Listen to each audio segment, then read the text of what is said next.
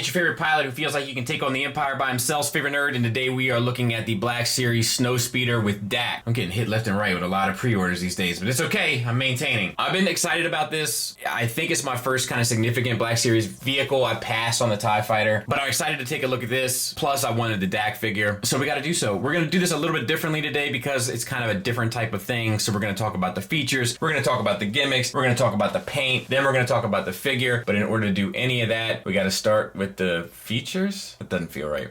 So this thing does require a little bit of assembly, and we'll go ahead and walk through that. So you have this panel here. We'll show that in a little bit more detail in a second.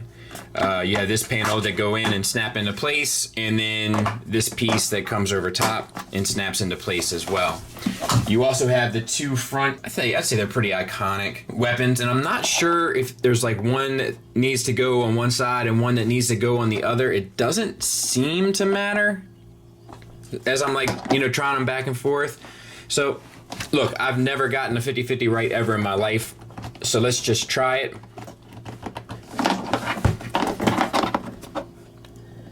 Maybe this is a sign I got the wrong one.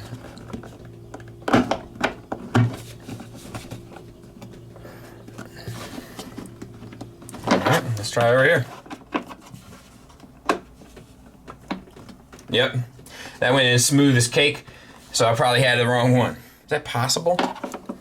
Or is this one just ornery? Nope, that one went in smooth as silk also. Like I said, never won a 50-50 in my life. And it continues through to this day. So they'll go in right if you have them lined up with the right side on each. And then you have your like blaster thing back here, and that just pegs into the back. Continuing on, you can also take the grappling gun of Luke's, and that will slide into a holster on Dak's side, which is accurate also, right? Because it was Dak's, I think, that he grabbed when he reached around. And then you get these two things here. There's more of them already in there, but you get two additional ones. I'm not sure why these are separate, and I don't remember them in the movie necessarily, but there's a holster for them on each side, so you can just go ahead and put those in. This one's a little bit harder to get to due to the seatbelt.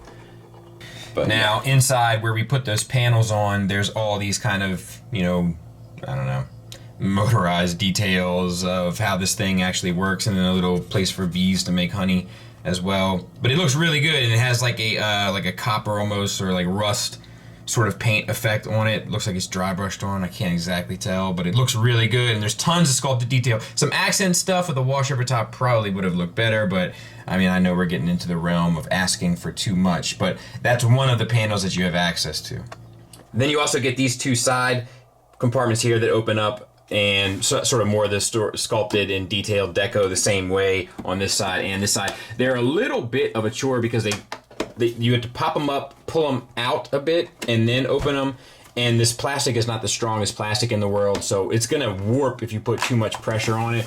So just be advised to be a little careful as you're dealing with it. Obviously this gun swivels here as well. Then you have this. And this has been a point of contention, and I think rightfully so. But the canopy, or should I say can of peas, has one side that comes out, has one side that comes out no problem. The other side takes a little bit of effort to get unstuck, which is a bit of a bummer. So I'll go ahead and back out, and we'll take a look inside of there. And it's nice enough, tons of painted details and stuff on the controls back here for Dak. All of this is painted along the side and sculpted. Paints on the buttons of reds and yellows, and I'll try to get a 360 in here. Little joystick down here, so to speak, is all painted up. And then you have these pieces which are connected, as well as the two pieces that fit in. But it's pretty cool, man. And these untab, I guess just from the one side, so that you can fit the figure in either or. All of this is a nice little stuff because you can grab the handle to kind of pull down the canopy like this, film accurate. All that's painted there with the silver. Pretty good stuff, man. Pretty good stuff. Seats are sculpted. The one issue also I wanted to show you Up here, all that's white and sculpted detail.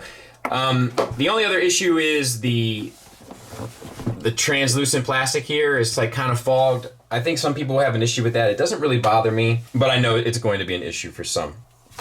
All right, moving on. The back, and we are running out of room, but yeah, these flaps here, I think they changed the direction. Like if you watch the movie, like one will come down, it'll like make a turn. They go up and down. And then of course you have to have your tow cable. And that extends the full length, so to speak. Well, it's going to be a very short AT-AT that you wrap up with this thing because it's probably about 2 feet long, but it's something. You know what I mean? And when we go to the underside, I'll show you how to get that back in, so to speak. So on the underside, there's this compartment here.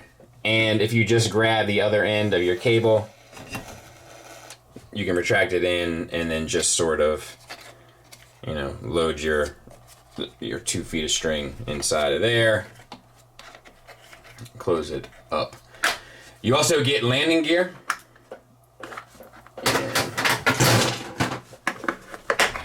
A lot of these little flaps, like this, dealing with this softer plastic, is a little bit obnoxious. But this one flips out.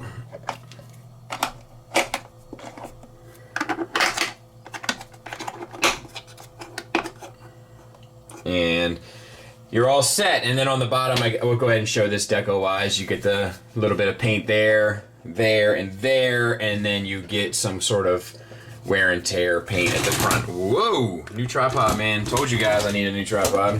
Gotta put that on my to-do list. So yeah, I mean, they didn't have to do this paint. You're never gonna see it, right? But they did it, and that's a nice touch.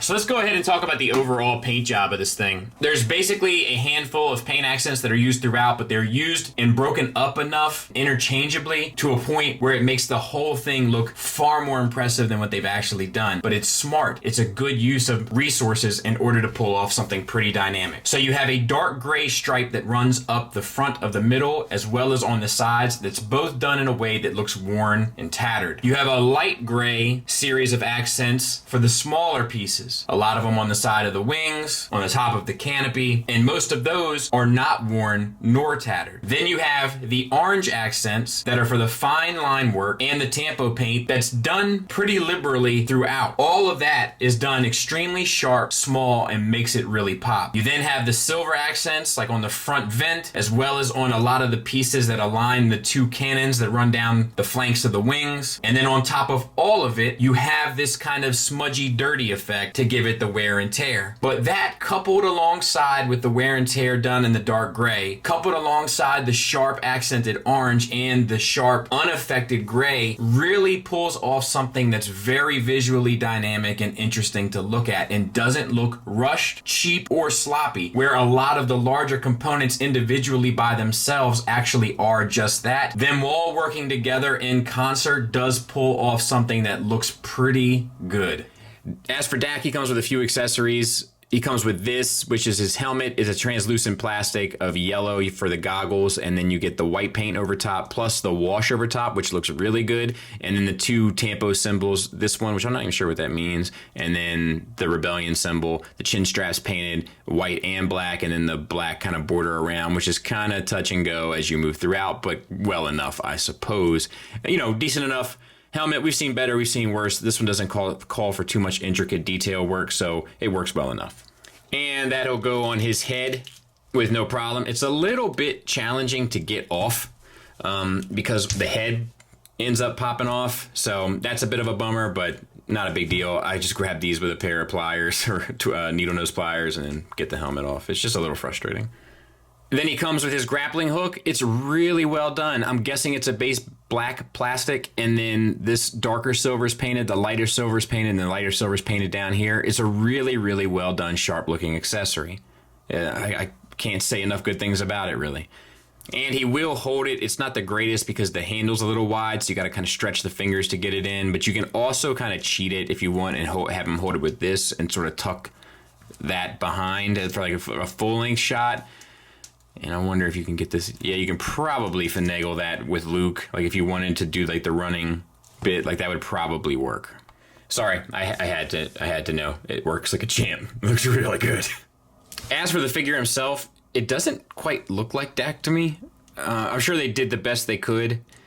But it's like, you know, they didn't have the scans and stuff for those original trilogy characters. This is their first time taking on a Dak. It's just, I mean, to be fair, it's kind of like you have to know it's him, I feel like, but whatever. That's my take on it anyway. It is a good application of the face paint and sculpt. It just, I don't know if the likeness is 100% there.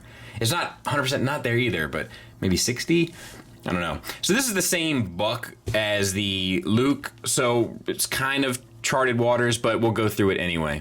So you have this, the top part here that's painted on and sculpted on, and all the wrinkles and stuff is sculpted beautifully. It's a double ball peg from the head into the neck, I believe, and then a single from the neck into the chest. So you get good up, good down, side to side, confused dog look. You're gonna have no problems. Moving down to the chest, we have the orange base plastic, I believe, and then the white is painted on, and then the straps are painted on. All the details on the chest piece are painted on, which has the hose that comes down and into the pocket of his left pant, and all of that works well as well. All the sculpted details look good, and then we have the softer plastic here with the gray and all the kind of chrome buttons, buckles, and leather surfaces all painted on and look good. And it's a single ball peg from the chest into the abdomen. You get the swivel, more so to this side than this side because of the hose, but you do get it. You get a little bit forward, not much, and you get a good bit back, teapot, so no issues really. All right, moving on to the shoulders, we have the disc hinge that goes into a ball peg inside of the chest with the sheath over round to allow for a butterfly forward, butterfly back, arm out to 90 degrees, and 360 on the swivel. No issues whatsoever. Nice sculpt work per usual. We have the single hinge at the elbow that gets you 90 degrees plus the bicep swivel along with the wrist swivel and hinge up down. This hand is hinged in out, and we have the extra added bit painted on there and sculpted on there. All right. Legs, T-jointed ball joints. You do have these the straps or whatever. Just get them up and out of the way. T-jointed ball joints for a pretty great range. You could probably push it even further. Forward, not so great, which does create a bit of a problem. You try to get them in the seat from time to time, but overall it's okay. Thigh swivel at a cut joint. You also get a swivel where the lower leg plugs into the upper leg and is hidden. It hides the joint pretty much perfectly. The knee looks better. Than some of the others, but not quite perfect yet, but it is nice, gets you 90 degrees. Then we had the boots, all of it's painted, the two shades of gray, plus this third shade on this side with the little bits painted on there as well. Ankle tilt up on a disc hinge, ankle tilt down on a disc hinge, and a ankle rocker where the disc hinge plugs into the foot, which is also has some paint accents for those side straps there. So, much like the Luke, really well done figure. The face sculpt is kind of, it's trying. And of course you can sit Dak in the canopy there. And of course you could put Luke in as well, so they both can kind of be piloting it, which is a nice touch. And these straps do come out on both sides. This one was just jammed on mine, so disregard when I said only one comes up. They both come up. It's just mine got stuck.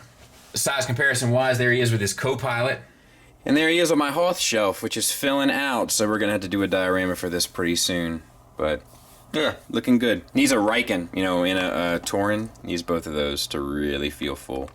Final thoughts wise, let's talk about the negatives. The plastic does feel pretty cheap on the vehicle throughout, which isn't the worst thing in the world, except that sometimes it makes you feel like you're warping the plastic as you're trying to line up panels or pull panels away to access some of the features. To include the landing gear on the bottom that don't feel like they can really withstand the weight of this thing while having to support it on that same cheaper feeling plastic. The canopy, or should I say can of peas, gets stuck in and has a hard time opening. That's a tolerance issue, and while we're there, I wish the translucent plastic wasn't as foggy as it is. And honestly, that might be it. It's painted beautifully. It's sculpted beautifully. It does have a presence due to its size. It is kind of fun to mess with because it's not too obnoxiously big where it's just not fun to manipulate in any way. Like you can kind of zoom this one around the air and it feels right. You know what I mean? The figure is a smart reuse of the Luke mold, but you get a new head, so to speak, and it does look good. A lot of the gimmicky stuff like the harpoon and tow cable and the access panels, in addition to into stuff that they really thought about, like having that holster for the grappling gun for Luke to grab and where that holster is placed. Obvious care, obvious love, obvious passion went into this, and as a result, I can definitely recommend it. Just be aware of the criticisms that I have. They are very objective. And with that being said, thanks for listening. Thanks for watching. Until next time, take care.